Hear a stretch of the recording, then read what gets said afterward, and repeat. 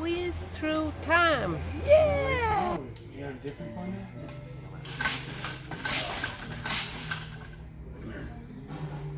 CW stamped on the ignition timer. You know what that could be? Federal Wagner's another side. Woo!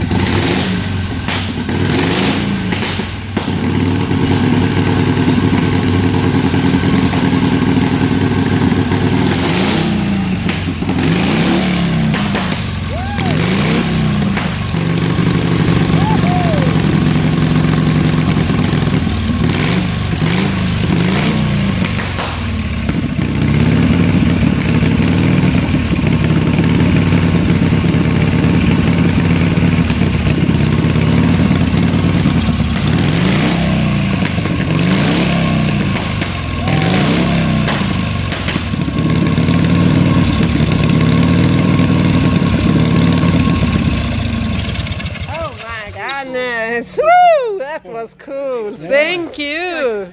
55 horsepower. Woo! I guess so. Really sound. So it pops and cracks because it's freewheeling, so there's no load No, that's right. on the Yeah, ground. yeah, So yeah. when it's a rear wheel on the ground, there's no popping. It's just all. Great. Yeah, that was great. Built that all out of parts. Started with some mismatched engine cases and.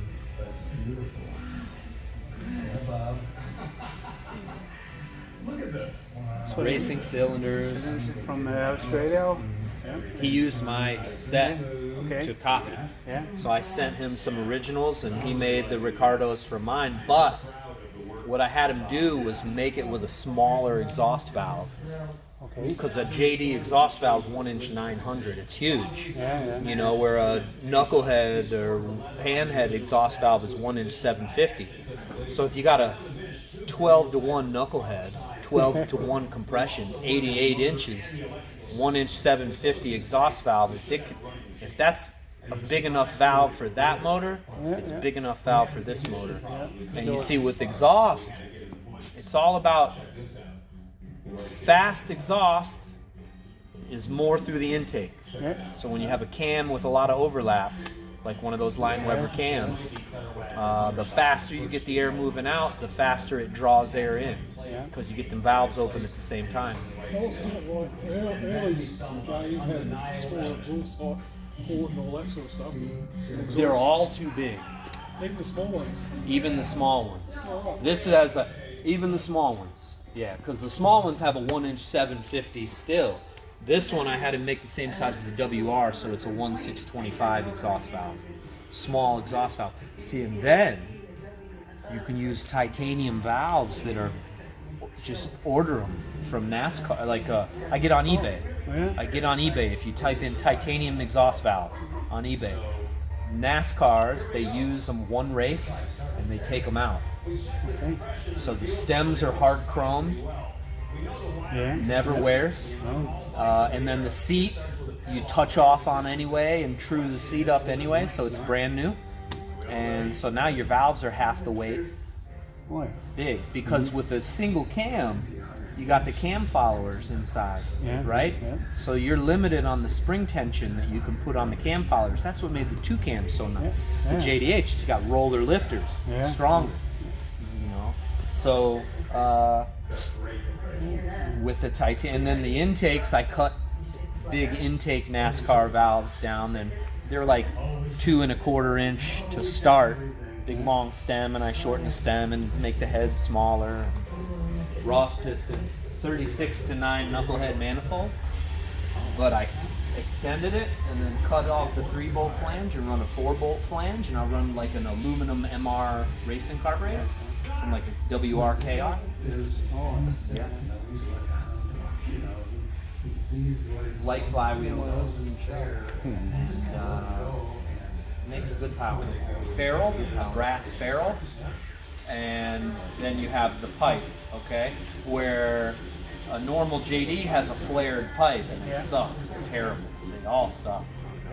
So what I'll do is I machine the fitting in the head to accept the pipe, and just it's a little lip that the pipe slides into, and then I make a ferrule that can compress. Yeah, so you don't modify the nut you only modify the fitting, and then 45 intake ferrules are almost the right size, but they're not. You can't use them. I tried, so they don't work. But yeah. So with the Ricardo combustion chamber now, you're higher compression, you get better flow, 74-inch intake pocket, but you get a small exhaust valve, and then the port is better than original. The exhaust port is better than original. The shape and direction, like in a pair of original Ricardo heads, there's a big trough, like a big open cavity area in the exhaust port, and he just corrected all that and made it very direct on the way out, so you're not holding the heat in. Yeah, so they really, really run well. This one here, you can get on it and it bring the front wheel up just a little bit. Oh, yeah. It's You like, won't do that on my 24J. What's that? My 24J, you won't do that. Won't. No. My big 92-incher over here is a fast one too. So with the Truett and Osborne 4 5/8 flywheels, and then I use like Evo pistons, like from a high compression 10 to 1 Evo piston, and you got to cut the skirt down a little bit on the pistons. But with my 92 over there, I pork chop the flywheels. Do you know what pork chopping a flywheel is? Yeah. Chop off 2 slices. Chop, yeah. You basically are making it look like a bell. I've got a couple of those cranks. Yeah, and you lose all low end torque. But man, that thing winds up and it revs like a Ducati. It's like, whoop, whoop, whoop, I've got whoop. a land speed record bike. I've got in Australia, and I used 2 Java Speedway engines, and I made 2 land, the same sort of crankshaft you're talking about, because they're both working 1 cylinder up, 1 cylinder down to balance it properly. Wow. It's excellent. Well, thank you. Did you see the nickel plated one up there? No. I did one just like this, but it's nickel. The whole bike is nickel plated. I got in a fight with my painter. I love the head. It's I a love dead the truth. head, all the heads and everything, bottom end, perfect. Well, do you know Stuart in Australia? Stuart Ritchie, the guy that does JD Jugs? No. He I've seen reproduces the JD cylinders. Well, me and him used to be pretty tight. So what we did here was we took, these are new cylinders, and this one here's stock that he left the intake runner long on, and I welded the 3-bolt flange on. This one, he took his core boxes, and this is the top of a front cylinder and the bottom of a rear cylinder.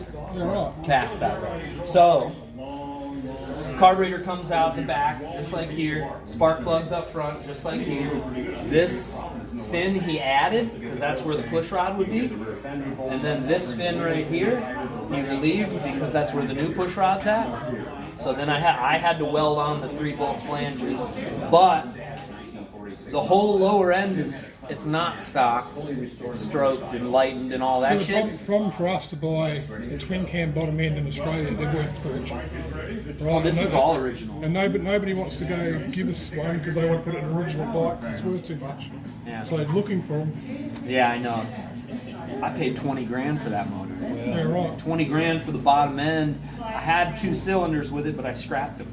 I mean, they're in the shed, but like, this is not a cheap motor. And then the frame, this is a factory hill climb drop neck off like an FHAD hill climber, and FHAD seat post casting, FHAD transmission casting, FHAD front keystone casting. It's got a keystone plate, so what this is basically a factory hill climb frame that I built with a higher seat post. Okay, with the shorter seat post, then this angle here starts up about here for the short hill climb tanks and goes all the way back down to the back. So I just raised it and made it like a street or like a track type of race bike. So you just built this whole frame out of Everything, all from scratch. And not from scratch, I mean, Stuart remade these castings for me in Australia, and since Many years ago, actually before I was even a Harley dealership, some of the bikes that I'm still like brought with me, these Harleys are a great machine, and this one's going to make a great project for a raffle. Got a lot of good parts on it. I got that.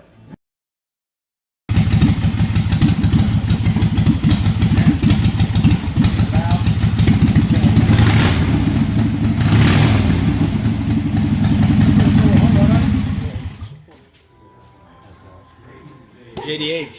Oh, Yeah, that one is a fast.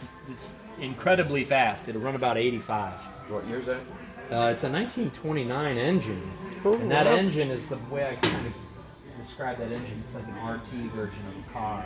So there's like, I hesitate to use Screaming Eagle because the Screaming Eagle motor is actually larger displacement than the regular one, where this is the same displacement as your stock street motor, but it's way more horsepower. So you got 1,000 more RPM. Yeah. It's a twin cam versus. Push rod, right? There's a lot of money in that engine. Oh yeah. So this, you okay? You ever hear the name Otto Kahn? Otto Kahn was a German immigrant to the United States, investment banker, railroad guy. He's the bald guy in the Monopoly game. That's Otto Kahn. That's his toy. Monopoly car. It's the Monopoly car. Oh, it is. Yeah. There you go. Yeah, man. So yeah, and it's running really well. My dad got it out of California. It was all froze up. Had run in decades and decades. So for the first 2 years he owned it, he just sprayed it down with penetrating oil. Didn't wrench on it or nothing.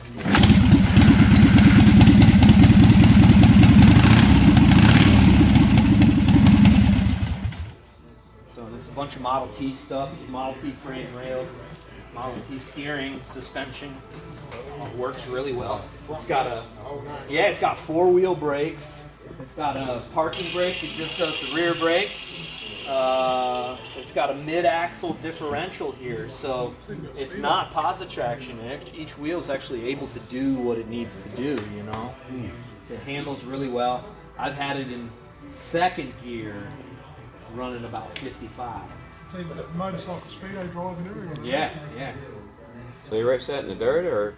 I them think, tires? I think it was probably just a for fun car. just a for Now, initially, these are Buffalo wire wheel hubs.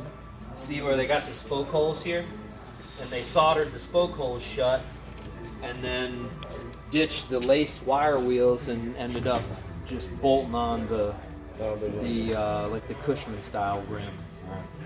So Cool. Probably had bigger wheels on the way. yeah, it was a little bit. I think they were a little bit bigger than this. When you look at like pictures, they called these baby cars back in the day. There was actually a company, Art Smith, that made a lot of this type of stuff, and we're not sure if this is an Art Smith car or not. It's got some similarities with some of the ones we see in photos, but we don't have it. So what's the difference with a cycle car? This would be a cycle car, technically. Whether in the 20s or in the 2000s. Now we see the Monopoly car. Huh? That's the first 1942. number one of the year. Then it. Same condition. Nothing special. Yeah? I wish I could help you. I had 7 4-cylinders for sale a year ago. Go in that door. All out of the same pile. They really are. Yeah. But I hadn't priced it that cheap to anybody else. So you're lucky. Watch your head when you come out too. I might have to go home and think about it. You might have to go home and think about it. I haven't marketed it at all. So you're about the only guy that actually priced it to.